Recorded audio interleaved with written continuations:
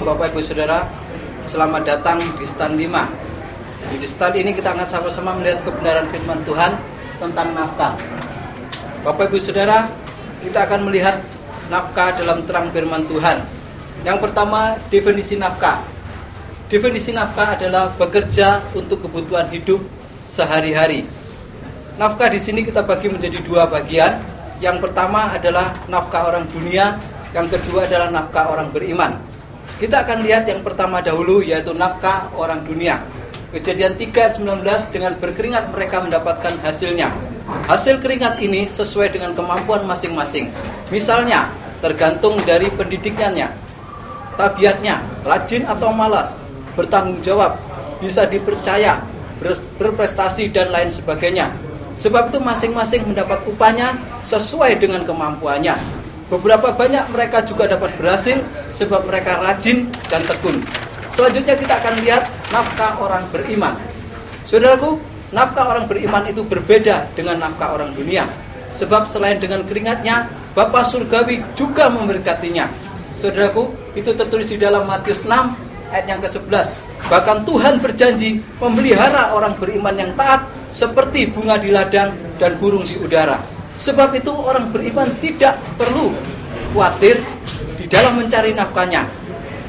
Sambil bergumul, Tuhan menyertai orang beriman sehingga pasti berhasil. Sebab apa? Sebab Tuhan selalu menambahi hasil keringat orang-orang benar yang percaya kepadanya. Saudaraku, tadi saya sebutkan orang beriman itu dipelihara oleh Allah seperti bunga di ladang dan burung-burung di udara. Ini saudara lihat ada tangan-tangan yang memelihara mereka. Ini adalah satu lambang pemeliharaan Allah untuk burung-burung dan bunga ini. Apalagi orang beriman, orang yang percaya kepada Tuhan dipelihara. Sebab itu orang beriman tidak perlu khawatir terhadap nafkahnya. Demikian, saudaraku. Saudaraku, kita akan lihat sekarang pada poin yang kedua. Bagaimanakah mencari nafkah itu? Saudaraku, tentunya secara umum dengan bekerja.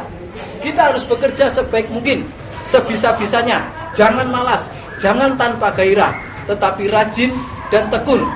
Saudaraku, jangan lupa Tuhan memperingatkan orang-orang yang tidak mau bekerja, orang-orang yang malas, tidak boleh makan. Tertulis dalam 2 Tesalonika 3 ayat yang ke-10.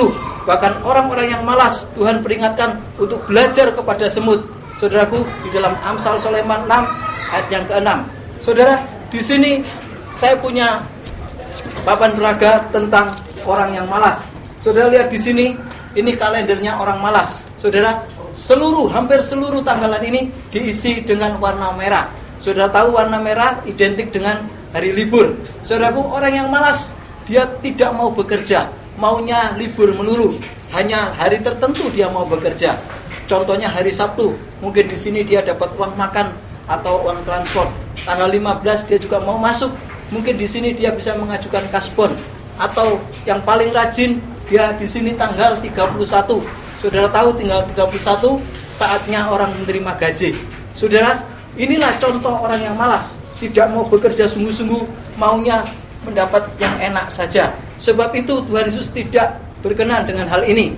Paling sedikit orang bujang harus dapat memenuhi kebutuhannya sendiri, dan orang yang berkeluarga harus bekerja untuk mencukupi segenap keperluan keluarganya. Dan untuk itu kita perlu bergumul dan bergairah di dalam mencari nafkah. Selanjutnya kita melihat selain bekerja, kita juga lihat bagian ini, yaitu harap kepada Tuhan untuk segala kebutuhannya. Selain bekerja sepatutnya kita juga harap kepada Tuhan. Sebab apa? Sebab kalau Tuhan memberi berkat dengan limpah, hasilnya bisa lebih dari kemampuannya. Sehingga orang seperti ini bisa mendapat banyak kesempatan untuk mengumpulkan pahala yang kekal. Saudaraku, kita akan lihat poin yang ketiga. Bagaimana caranya mendapat nafkah yang cukup? Kalau kita tahu caranya, tidak terlalu sukar. Sebab apa? Sebab Tuhan sudah menyediakan bagi masing-masing kita. Kita akan lihat cara-cara praktis untuk mendapat berkat Tuhan. Yang pertama, kemampuan jasmani harus ditingkatkan. Misalnya meningkatkan kerajinannya, kemahirannya, kecerdikannya, tanggung jawabnya. Ini juga harus diperhatikan baik-baik. Saudaraku, selanjutnya kita akan lihat bagian yang B, yaitu cara-cara rohani. Ada banyak janji-janji Allah, pegang baik-baik, penuhi syaratnya. Tuhan akan menggenapkan firman-Nya. Saudaraku, selanjutnya kita akan melihat bagaimana poin selanjutnya, yaitu memperhatikan hidup rohani baik-baik supaya berkat Allah nyata. Saudaraku, ini yang pertama kita lihat adalah pegang janji pemeliharaan Tuhan. Ada banyak janji Tuhan. Kita akan lihat di dalam Matius 6 ayat 11, 31 dan 33. Kita harus yakin akan janji-janji Tuhan ini. Jangan bekerja dengan ragu-ragu. Sebab orang yang ragu-ragu itu berarti tidak punya iman. Orang yang tidak punya iman tidak dapat pertolongan Allah. Saudara, orang seperti ini akhirnya gampang bersungut-sungut, bisa kecewa pada Tuhan, bahkan mungkin sekali dia meninggalkan Tuhan. Saudaraku, kita akan lihat sekarang, selain itu kita perlu belajar bagian B ini, yaitu mendahulukan kerajaan surga dan kebenarannya. Ini tertulis dalam Matius 6 ayat yang ke-33. Bagaimana mendahulukan kerajaan surga itu? Saudara, kita lihat di sini, mendahulukan kerajaan surga itu berarti melayani jiwa-jiwa. Firman Tuhan, tekun berdoa dalam roh dan kebenaran. Juga ibadah, persekutuan, pikul salib, hidup benar dalam hati dan perbuatan. Ini harus dilakukan dengan sungguh-sungguh dan mendapat prioritas utama dalam hidupnya, dan bekerja dengan sungguh-sungguh. Maka segala kebutuhan kita akan ditambahkan oleh Tuhan kepada kita. Saudaraku, selanjutnya selain itu ada satu hal yang tidak kalah pentingnya, yaitu di pihak Tuhan senantiasa. Tinggal selalu di pihak Tuhan, di dalam kesucian. Ini paling aman, sejahtera, bebas khawatir. Saudaraku, Tuhan akan menolong sampai janji-janjinya nyata di dalam hidup kita. Pasti cukup, kecuali pada saat-saat ujian seperti Ayub, atau ada maksud-maksud lain dari Tuhan. Saudaraku, sebagai contoh di pihak Tuhan, saya ada satu cerita seekor kelinci, saudara, lari dikejar oleh seekor singa yang sedang kelaparan. Saudaraku, kelinci ini lari dan lari, tetapi bagaimanapun kuatnya kelinci ini, kalau dia hanya mengandalkan kekuatannya, lambat atau cepat pasti diterkam oleh singa ini. Tetapi sudah lihat gambar di belakang saya ini, akhirnya kelinci ini pandai. Dia masuk dalam satu gunung batu yang kuat, saudaraku, dan waktu dia masuk ke sini, dia menjadi aman sebab dia ada di pihak Tuhan. Gunung batu ini lambang dari Allah kita yang luar biasa. Singa ini lambang dari kesulitan dan kesukaran, bahkan dilambangkan dari iblis yang selalu ingin menerkam umat Tuhan. Tetapi orang yang di dalam gunung batu ini, dalam perlindungan Tuhan, akan aman dan sejahtera. Saudaraku, selanjutnya kita akan lihat poin yang keempat. Suatu pertanyaan, bolehkah mencari nafkah sebanyak-banyaknya? Kita akan lihat kebenaran ini. Orang yang cinta uang dan suka bekerja akan menjadi gila kerja supaya cepat jadi kaya. Tetapi ingat, ini tidak berkenan kepada Tuhan. Orang yang gila kerja akan terus lembur sehingga tidak ada waktu lagi untuk ibadah, untuk saat teduh dan lain-lain. Hari Minggu juga dipakai untuk kerja, untuk pelayanan dan perkara-perkara rohani. Sudah tidak ada waktu lagi. Orang seperti ini, saudara, belum tentu menjadi kaya. Kalau toh dia jadi kaya, susah masuk surga. Sebab apa? Sebab bercintakan uang. Orang ini tahu-tahu sudah ada di neraka. Saya akan tunjukkan pada saudara kalender orang yang gila kerja. Saudaraku, inilah satu contoh kalender orang yang gila kerja.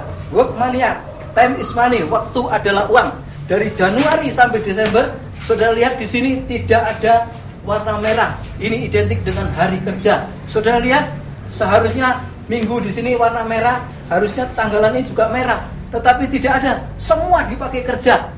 Kalau Desember, saudara lihat di sini seharusnya juga warna merah. Di sini tidak ada warna merah. Bagi orang ini, saudara lihat catatan orang si gila kerja, hidup untuk kerja supaya cepat jadi kaya. Orang ini belum tentu menjadi kaya. Kalau toh dia jadi kaya, susah masuk surga. Tahu-tahu sudah ada di neraka. Inilah contoh orang yang gila kerja.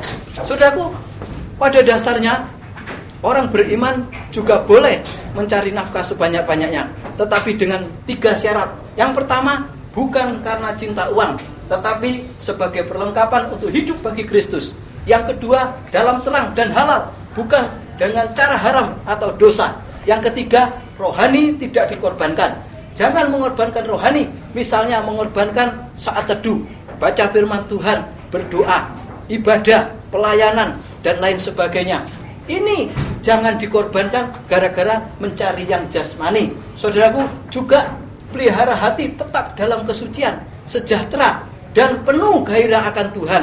Jangan lupa, keluarga juga harus diberi waktu, sebab ini termasuk pelayanan. Saudaraku, sebelum saya masuk dalam kesimpulan, saya akan ajak lihat pada saudara beberapa papan peraga untuk menjelaskan apa yang sudah saya terangkan tadi. Saudaraku, di sini kita lihat seperti yang saya katakan tadi, nafkah orang dunia itu hanya terdiri dari keringatnya. Berapa besar hasil yang dia peroleh itu tergantung dari keringatnya, yaitu tergantung dari kepandaiannya, tergantung dari pendidikannya, tergantung dari apa yang dia kerjakan secara jasmani. Tetapi nafkah orang beriman itu terdiri dari dua bagian. Yang pertama, berkat Allah, dan kemudian keringat. Orang beriman tetap harus bekerja dan berkeringat, tetapi bukan hanya ini yang menjadi patokan utamanya. Patokan utamanya orang beriman adalah berkat Tuhan. Sebab kalau Tuhan memberi berkat dengan limpah, hasilnya bisa lebih dari apa yang dapat dia berbuat sendiri. Saudaraku, selanjutnya saya tunjukkan pada saudara siklus orang beriman dan orang dunia. Saudaraku, ini saudara lihat ada dua orang yang sedang berjalan menuju tempat kerja mereka masing-masing, seorang petani dan seorang pengusaha. Dalam perjalanan mereka menuju tempat kerja, tetapi mata mereka memandang pada hidup yang kekal. Artinya saudara, biarpun mereka bekerja dalam dunia ini, tetapi kerinduan yang utama dalam hatinya yaitu perkara-perkara yang kekal. Dan siklus hidup orang beriman berbeda dengan siklus hidup orang dunia. Inilah siklus hidup orang beriman. Hidup, dia juga harus bekerja. Dan karena dia bekerja menurut firman Tuhan, maka dia dapat nafkah. Nafkah yang diperoleh ini cukup, bahkan limpah. Dan nafkah yang diperoleh ini untuk hidup. Dan hidup ini bukan hanya sampai di sini. Hidup ini untuk melakukan kehendak Allah, sehingga rohaninya tumbuh dan selalu siap masuk dalam hidup yang kekal. Tetapi siklus hidup orang dunia, hidup dia untuk bekerja supaya dapat nafkah. Dan nafkah yang diperoleh ini untuk memenuhi segala keinginannya. Semboyan mereka adalah hidup sekali untuk bersenang-senang. Inilah siklus hidup orang beriman dan orang dunia. Beda. Saudaraku, pada awalnya nafkah itu tidak menjadi pergumulan. Sebab waktu Adam dan Hawa diciptakan, ditaruh dalam satu taman yang bernama Eden. Di sini semua sudah disediakan oleh Allah. Tidak pernah mereka berpikir bagaimana caranya mencari nafkah. Tetapi setelah manusia jatuh di dalam dosa, maka mulailah mereka harus bergumul untuk mencari nafkahnya.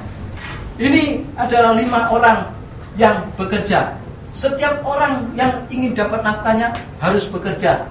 Tetapi ada 2 bagian cara orang bekerja. Seperti yang saya jelaskan tadi. Yang 3 orang ini bekerja dengan kemampuannya sendiri, dengan hasil keringat, dengan hasil dari tanah.